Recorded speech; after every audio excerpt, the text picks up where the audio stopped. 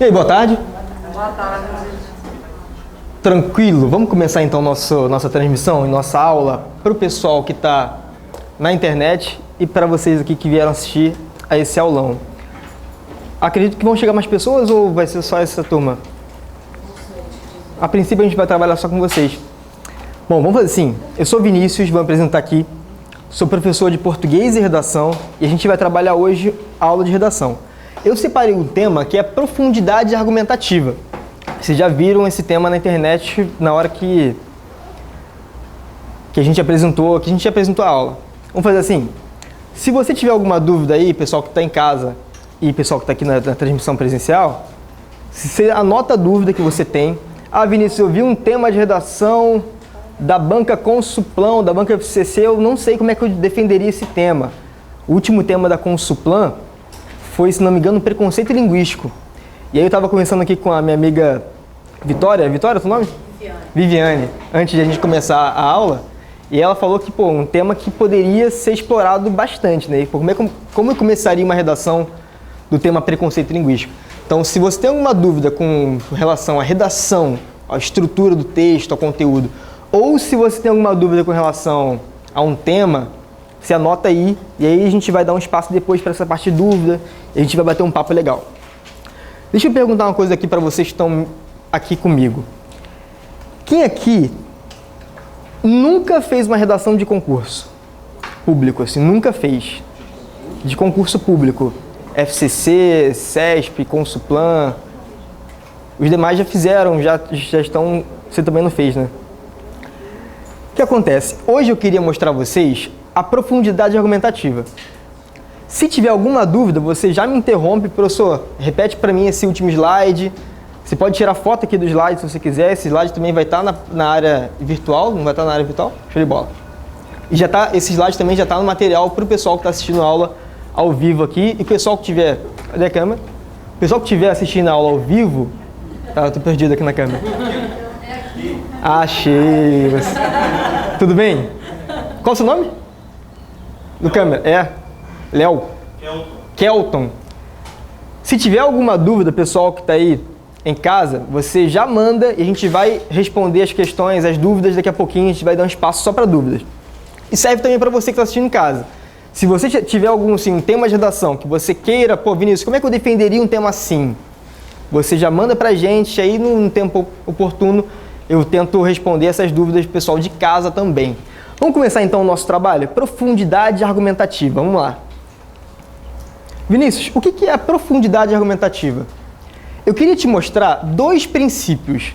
Você que está estudando já para concurso público, aprende vários princípios, né? Princípio do direito civil, princípio da Constituição Federal, princípios fundamentais sei lá, artigo 5º. E na redação tem vários princípios também, mas pra gente, assim, eu só selecionei dois. E desses dois, um é o mais importante. Vou explicar os dois e é muito tranquilo. Vinícius, qual é o primeiro princípio da redação que você quer mostrar? O primeiro princípio é aceitabilidade. Cara, o que é aceitabilidade? Aceitabilidade é o texto produzido, ele também deverá ser compatível com a expectativa do receptor. Eu posso escrever na televisão? Não, você pode escrever no quadro, né? Posso? Ah, sim, show de bola, obrigado. É que eu tenho medo de tomar uma esporra aqui na primeira transmissão, mas me disseram que eu posso escrever na televisão. Aceitabilidade, então, é o contrato de cooperação. O que é o contrato de cooperação, Vinícius? Preste atenção, a redação que você vai escrever para o seu concurso, obviamente você sabe que ela vai ser corrigida, às vezes por um ou dois corretores. Ou ela pode ser recorrigida por um caso de recurso, se você precisar majorar a nota e entrar com recurso. Contrato de cooperação é quando você sabe que a sua redação vai ser corrigida e você faz um texto sabendo que ela vai ser avaliada. E aí eu queria que você tivesse uma mensagem assim, ficar sempre pensando uma frase. Será que o que eu estou escrevendo vai ser entendido do meu avaliador? Ou será que eu estou escrevendo algo que só eu vou entender? Às vezes a gente escreve uma coisa, né? E pensa que algo está muito claro, mas só você está entendendo. A pessoa que está lendo não faz a mínima ideia do que você quis dizer. Esse é o contrato de cooperação. E o segundo princípio que eu queria mostrar Esse princípio ele é importante, mas esse segundo aqui, ele é o mais importante na redação. Princípio fundamental basilar de qualquer redação de concurso. Ah, Vinícius, quero fazer o concurso da banca FCC. Não quero fazer TRF, quero fazer TRT. Você pode fazer o TRT, vai fazer a redação do TRT, analista ou técnico, e esse princípio vai ser importante para a sua prova. Ah, Vinícius, eu quero fazer o concurso TRF segunda região. Não sei se a banca vai ser Consulplan, se vai ser FCC. Se for Consulplan, serve também esse princípio? Esse princípio se aplica. O nome da pessoa que propôs esse princípio, o nome do teórico, é Enguedor Vilaça Có. Mas para a gente isso aí é irrelevante. O que é relevante para saber então? O que é informatividade? Esse é o princípio mais importante do nosso encontro hoje. Informatividade é a medida na qual as ocorrências de um texto são esperadas ou não, conhecidas ou não pelo receptor. Um discurso menos previsível tem mais informatividade. Então, pensa comigo aqui, ó. Quanto mais previsível for um texto, menos informatividade ele vai ter. Legal? Quanto mais previsível for aquilo que você escreve, menos informatividade vai ter. Por outro lado, quanto menos previsível for o que você produz para o seu avaliador, mais informatividade vai ter. Alguém aqui já leu um edital para ver como que uma redação é corrigida? Às vezes a gente faz a prova vê lá, dissertação argumentativa, tema geral. Aí você nem lê, às vezes, o edital para saber como é que a banca avalia a sua redação. Mas se você já se preocupou em ir ao edital e ver lá critérios de correção, você vai ver um critério chamado assim, ó, conteúdo. Aí tem assim, forma ou conteúdo, ou estrutura e conteúdo. É assim, aí você faz a prova e a banca, sei lá, de 5 pontos te dá 2 em conteúdo. Aí você, caramba, por que eu tirei 2 e não tirei 5 no conteúdo? É porque a banca entendeu que o que você escreveu tem pouca informatividade. Por quê? Porque é muito previsível. Se por outro lado você faz uma redação, não tira 2, você faz uma redação e tira 5, a nota máxima do conteúdo, cada banca tem o seu jeito de cobrar o conteúdo, né? Mas se você tira a nota máxima do conteúdo, é porque a banca entendeu que não foi previsível o que você escreveu. Quer ver? Vou fazer uma pergunta para vocês, aí você me diz. Fala um tema de redação qualquer. Sei lá, pega um tema qualquer. Sustentabilidade. Diz para mim o que seria, assim, comum, previsível falar sobre sustentabilidade. Comum, assim, banal, óbvio. Reciclagem. Aí você vai dizer assim, poxa, as pessoas jogam muito lixo no chão. Isso afeta a sustentabilidade do país. Cara, essa informação, ela é pertinente ao tema, mas ela é muito rasa. E por ser rasa, ela é previsível. E por ser previsível, ela tem pouca informatividade. E por ter pouca informatividade, vai prejudicar você onde? No conteúdo. Agora fala aí, vou tentar desafiar você a me dizer uma coisa interessante na parte de sustentabilidade. Fala aí. O que seria não previsível quando a gente fala em sustentabilidade? Ah, lembrando, uma informação... Sim, deixa eu tentar explicar de uma forma. Existem níveis de informatividade. Uma informação ela pode ser nada informativa, ou ela pode ser mais ou menos informativa, ou ela pode ser um pouco mais informativa. Existe uma gradação de informatividade. Não é dicotômica, não é dicotômico o conceito.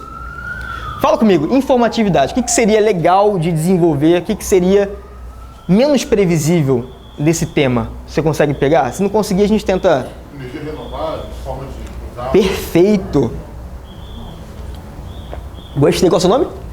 Ricardo. Energias renováveis. O governo, o poder público, ele deve investir em energias sustentáveis. A gente sabe que o carvão, a energia que vem do minério, é muito poluente. Então, se você substitui essa energia por energia eólica, que é mais limpa, isso é muito mais interessante. Você percebe que essa informação que o Ricardo trouxe, ela é menos previsível, ela é mais informativa.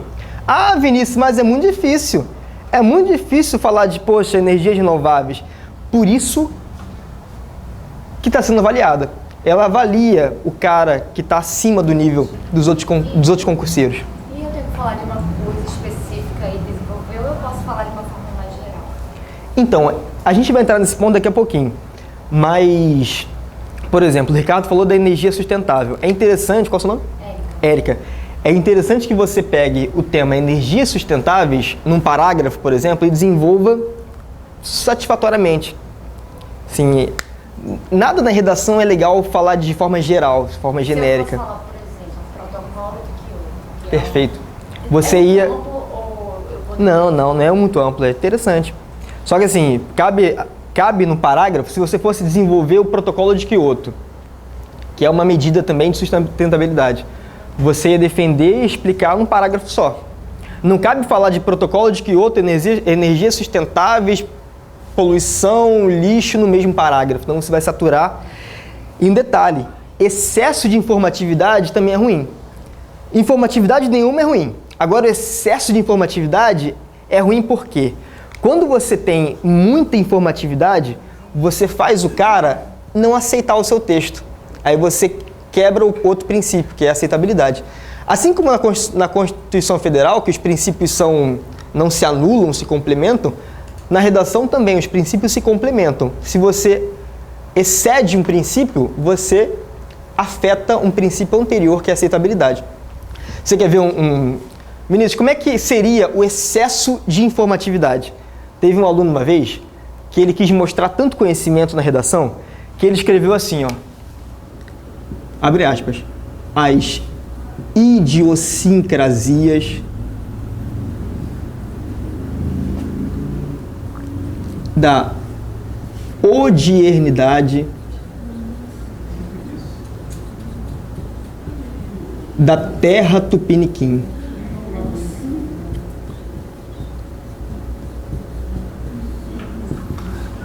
E aí ele quis mostrar um conhecimento e quis, eu tenho vocabulário, eu sei escrever. E ele escreveu isso aqui, ó.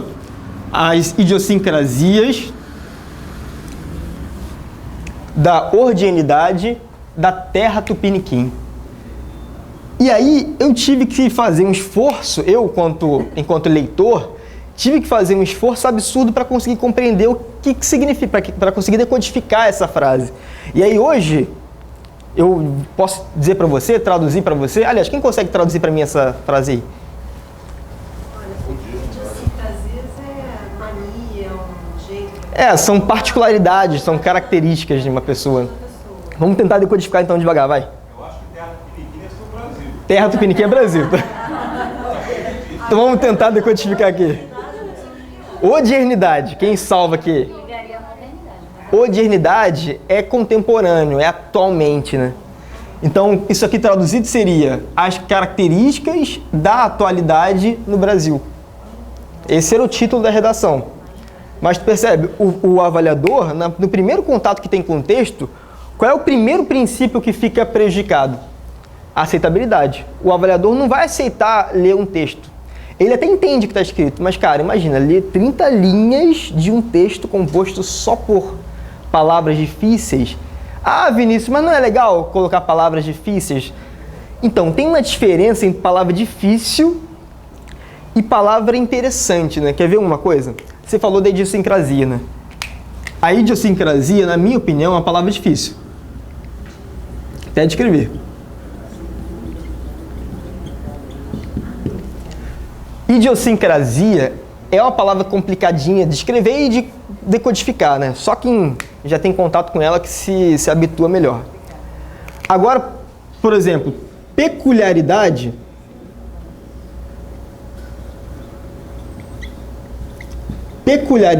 é sinônimo de idiosincrasia. Cara, mas qual que é o mais acessível pra gente? Peculiaridade. Existem pessoas que não sabem o que é peculiaridade, mas é uma palavra interessante. Característica. Característica é sinônimo de peculiaridade e de idiosincrasia, mas percebe, qual que é o mais previsível para o meu texto? Característica. Qual que é o mais interessante? Peculiaridade. Qual que é muita informação, muito difícil de acessar? Idiosincrasia. E tem gente que vai fazer a prova do concurso e vai colocar assim, ó. coisas de cada um. Coisas de cada um é uma expressão sinônima de característica, que é uma expressão sinônima de peculiaridade, que é uma expressão sinônima de idiosincrasia. Aí eu vou te perguntar, você percebe aqui nitidamente um nível de informatividade? Informatividade 0, coisas de cada um. E aí chega a beirar o coloquial, né? O que é o coloquial? É a fala, é a forma como eu me porto de modo informal. Característica, nível 1 de informatividade. Peculiaridade, já é o nível 2 de informatividade. Idiosincrasia, é o nível 3 de informatividade. Na minha redação, seria interessante... Quais palavras seriam interessantes para entrar no meu texto? 1 e 2, que é o nível médio de informatividade. Bota assim, ó. Nível médio de informatividade. Então, características e peculiaridades são palavrinhas que a gente consegue usar tranquilo. Dá para fazer isso com várias outras palavras que a gente consegue, mas só para ilustrar para você isso aqui. Idiosincrasia, excesso de informatividade, quebra o quê? A aceitabilidade do texto. É isso. Aí vem na sequência comigo, ó. Olha só esse exemplo que eu citei para você, que eu selecionei para você. Essa é uma questão múltipla escolha, uma questão objetiva de um tema de redação. Não sei se você costuma responder questões, fazer questões. Eu, no último concurso que eu fiz, na preparação, eu fiz 3.000 questões no site, não sei se posso falar o nome do site, não vou falar. E eu vi que as bancas têm uma tendência de pegar a parte de redação e estão trazendo a parte de redação para ser questões objetivas. Geralmente vê assim o enunciado da questão. A redação que se apresenta de modo claro e coeso. Houve desvio gramatical na redação do item. Então, a redação tão importante para o concurso que passa agora a migrar para a parte objetiva da nossa prova. Aí vem comigo, ó, tenta analisar comigo essa questão múltipla escolha que eu vou ler agora com vocês. Observa aí. O conceito de informatividade foi definido por Inguedor Vilaça como sendo a característica dos textos serem produzidos com informações relevantes, capazes de fugir das informações banais do senso comum. A informação que o Ricardo trouxe para a gente é uma informação relevante, as energias sustentáveis. O fragmento que apresenta maior grau de informatividade em relação aos outros, de modo evidente, está em alternativa A. A automedicação pode trazer efeitos colaterais indesejáveis ao indivíduo. Questão B. Alternativa B. O pH da substância é uma escala peculiar a todo composto químico e pode variar de acordo com a dosagem e a quantidade de miligramas de medicamento. Alternativa C.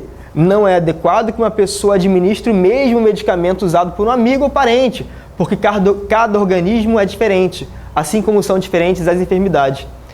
Aí, nessa C, é como se eu dissesse, cada corpo é um corpo, cada caso é um caso. D.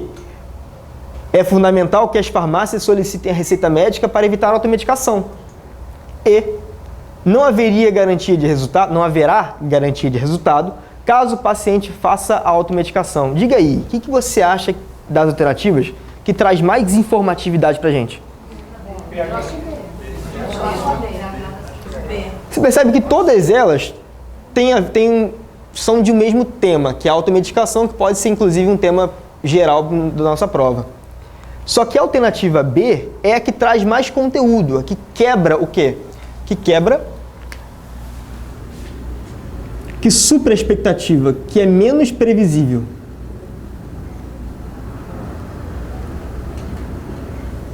Então, quanto menos previsível, mais informatividade. Diga aí. Por exemplo, nesse caso, esse exemplo que o senhor deu da sustentabilidade, né? O conhecimento sobre esse assunto eu considero errado, né? Compreendi. Mas por estar estudando agora a matéria de sustentabilidade, eu tenho conhecimento em relação ao direito. Aí eu te pergunto, em relação à prova que seja a prova sendo aplicada para um tribunal, seria previsível se eu falasse do direito em relação à sustentabilidade? Então, boa pergunta que tu fez. Qual é o nome? Eduardo. Você diz, por exemplo, de citar a Constituição, de que fala que a Constituição, ou de citar o Ministério Público como um agente. Ou benefícios que traz. Então, esquece que a prova foi aplicada por um tribunal. E pensa assim, a prova vai ser avaliada por um professor que não é vinculado necessariamente ao tribunal. Você tem um professor corrige prova que ele, às vezes nem é concursado, ele é contratado. A banca também é vinculada a um tribunal porque ela é contratada por um tribunal, só por isso é vinculada. Agora, o que seria mais previsível? Falar que jogar lixo no chão é ruim ou falar que o Ministério Público tem uma função de preservar o meio ambiente? Cara, menos previsível é o Ministério Público tem uma função essencial, constitucional, assegurada pela Constituição Federal de 88, de garantir a sustentabilidade e minimizar os impactos ambientais. Cara, que lindo dizer o Ministério Público. Essa questão que ele falou aí, isso aí, acho que depende assim, o tema atual e área específica. Se for área específica, o cara pode, eu acho que, e aí? A área dele é do direito. Se for área, por exemplo, se for área específica, se ele for um analista da área judiciária. Isso.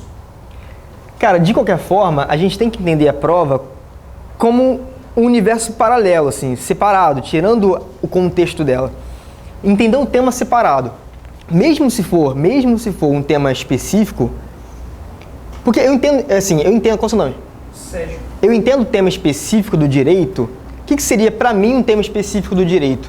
Seria fale do direito de greve do servidor público. Isso, para mim, é um tema específico. Aí sim, essa estratégia também vai se aplicar. Mas existem outros critérios quando se fala em, por exemplo, fale sobre o direito de greve. Você vai ter que falar sobre várias súmulas. E se você não falar, você vai perder ponto também. Agora, quando eu falo em tema específico... Então, para mim, o tema de meio ambiente não seria um tema específico da área de direito. Entendeu essa parada, essa situação?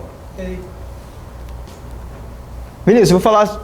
A gente fez uma prova recentemente de analista do TRT Terceira Região, e o tema foi da prova de analista. Alguém fez o TRT Terceira Região? Eu fiz essa prova e o tema específico da área de analista, área judiciária, era para falar sobre o direito possessório, aliás, sobre a ação possessória nos casos de invasão. Um grupo de estudantes invadiu a prefeitura e aí pergunta de quem é o direito em jogo ali. Esse seria um tema específico. Então, esse princípio não se aplicaria. Agora, por exemplo, se analista da área administrativa, que pega um tema mais geral, fala sobre fundamentos de sustentabilidade, aí é interessante que eu traga qualquer coisa que não seja previsível. Pode, inclusive, ser a Constituição Federal. Então, para ficar bem claro, não sei se estou me fazendo entender, mas para ficar bem, sim, óbvio para a gente, sempre que você tiver uma informação, avalia. Será que essa informação é previsível? Ou será que eu estou sendo um nível de informatividade legal? Entendi. Levando em conta sempre o homem médio. Levando em conta esse nível médio de informatividade.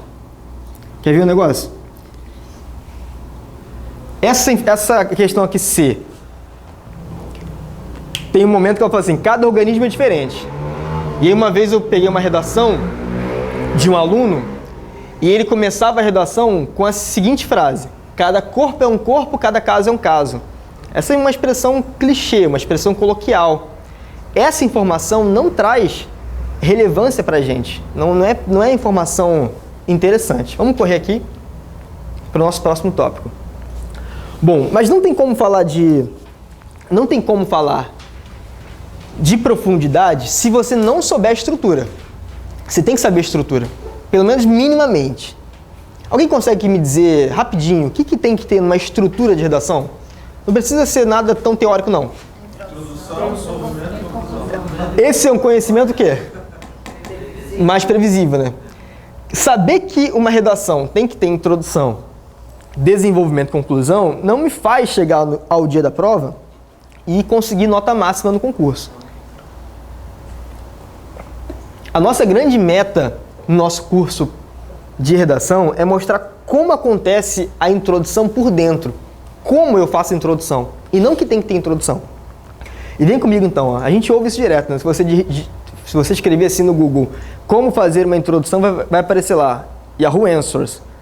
Tem que ter introdução, desenvolvimento e conclusão. Mas agora eu queria te mostrar um conhecimento menos previsível.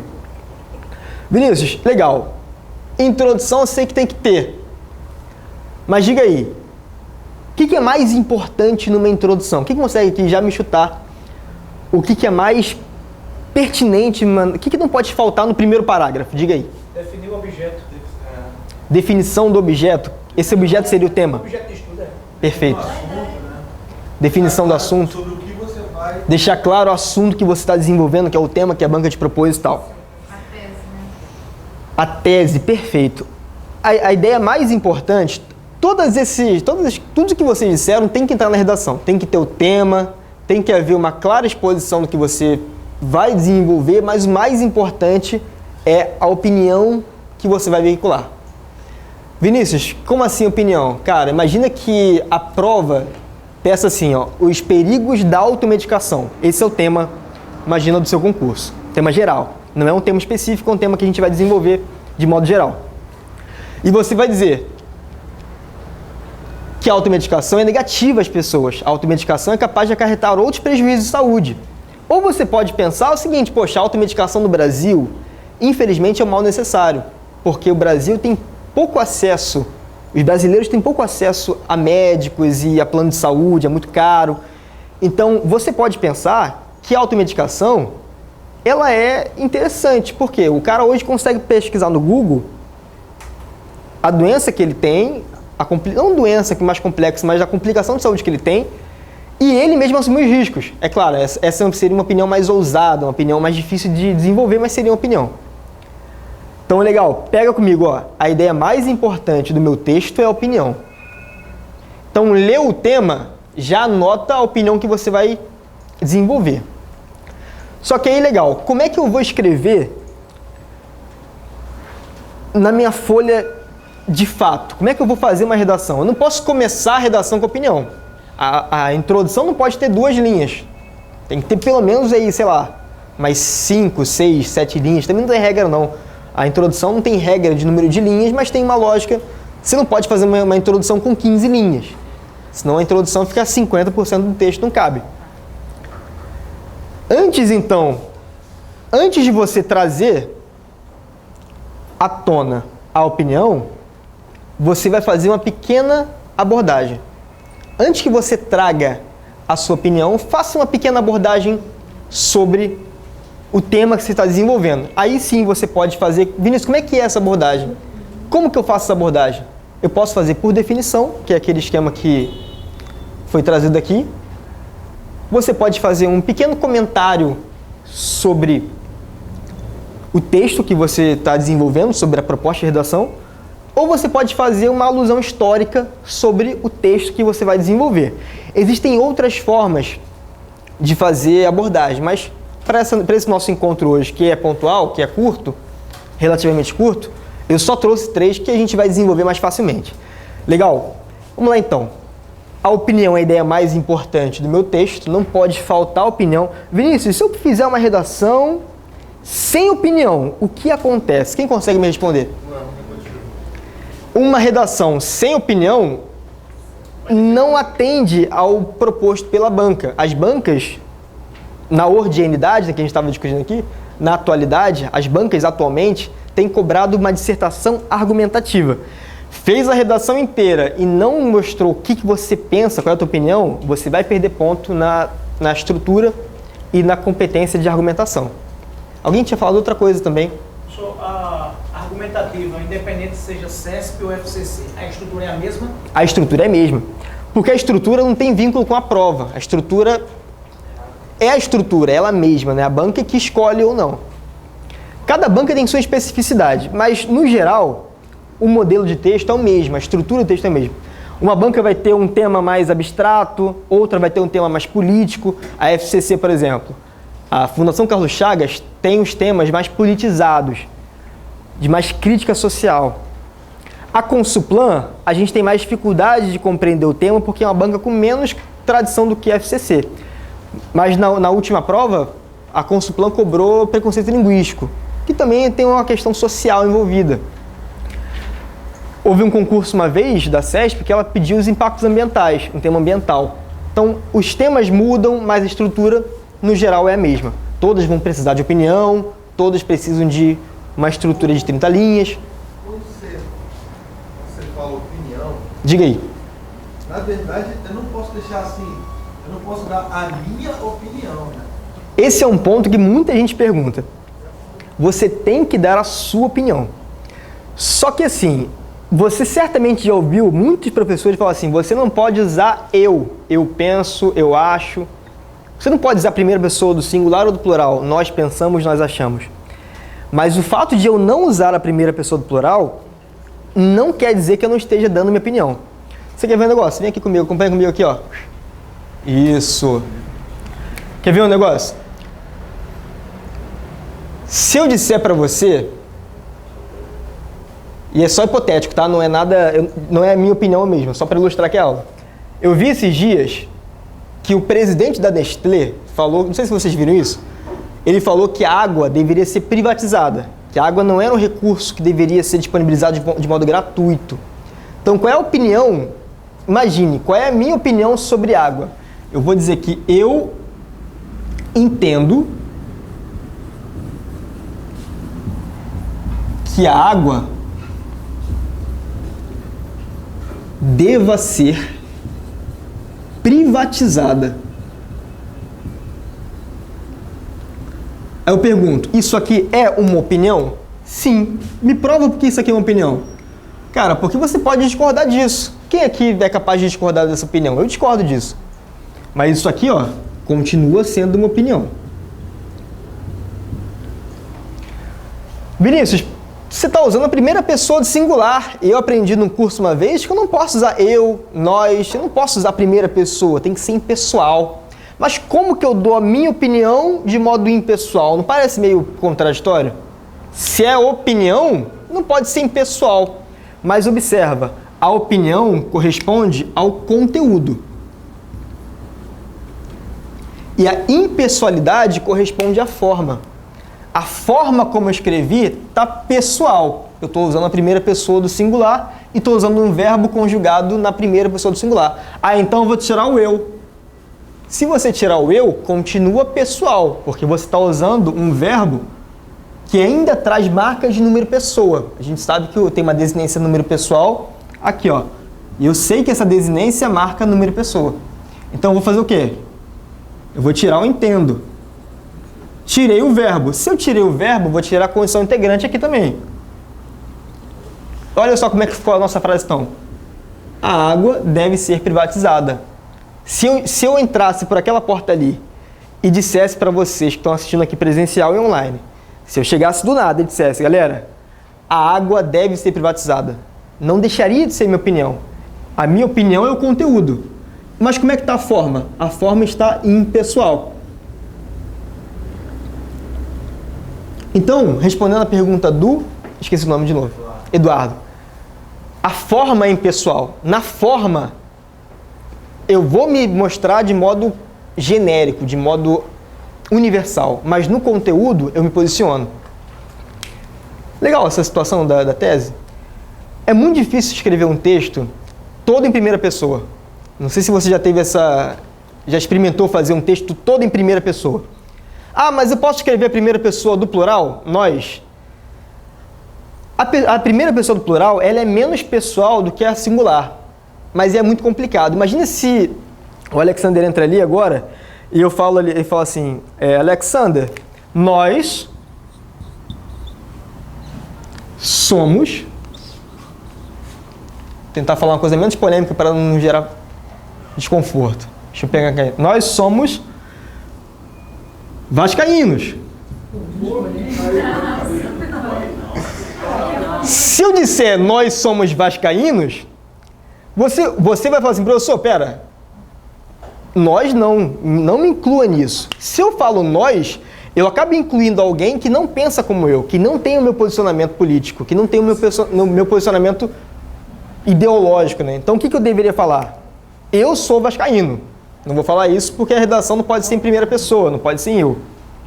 Então, eu não vou usar o nós e nem vou usar o eu. Eu vou usar a terceira pessoa do singular e a terceira pessoa do plural. Vinícius, posso usar a segunda pessoa? Tu falou que não pode usar a primeira do singular nem a primeira do plural. Mas posso usar a segunda pessoa? Cara, por que eu não vou usar a segunda pessoa do discurso? Que a segunda pessoa do discurso, seja do singular, seja do plural, é uma pessoa de interlocução. O tu e o vós só acontecem se eu estiver conversando com alguém.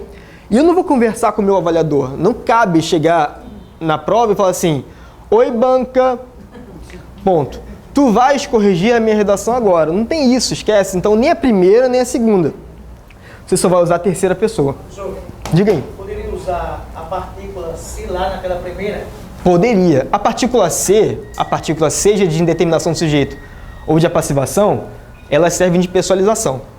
Você poderia, o exemplo que você quis dar assim, sabe-se que a água deve ser privatizada. Poderia. Sabe-se que existem pessoas que são vascaínas. Também poderia ser. Só que eu, sim, uma impressão que eu tenho, eu considero que essa partícula C, ela seja um pouco desnecessária. Por que, Vinícius, desnecessária? Eu não preciso colocar sabe-se que para que a minha frase se torne pessoal. Eu não preciso de partículas que me ajudem a serem pessoal. Esse sabe-se, deve-se, é notório, são expressões que são desnecessárias para o texto. Você consegue escrever muito bem sem. Diga aí, fala. Assim, você dentro do conteúdo e um desenvolvimento, você põe como se tivesse solto, a água deva ser privatizada. É, porque isso aqui Lógico, eu sei, não é um, assim, só um exemplo. Você vai ver no exemplo aqui, a gente vai ver que essas expressões... É correto, é correto. A questão que é correto, sim, é certo. Não vai tirar ponto. Não vai tirar ponto. Mas é desnecessário. E tudo que na redação é desnecessário, a gente tenta evitar. Eu vou te mostrar ali, nos exemplos que eu vou te trazer, eu montei uma redação inteira com base em um tema da FCC, da última prova de TRF. Se você estiver fazendo as provas anteriores de TRF, segunda região, a prova de 2012 foi realizada pela FCC e teve um tema. Eu peguei esse tema de redação e eu expliquei, montei a aula toda em cima dele. E eu queria que você percebesse, todos percebessem, que eu nunca lanço mão, eu não costumo usar sabe-se, deve-se, dá para fazer uma redação sem, e a gente vai ver agora na sequência.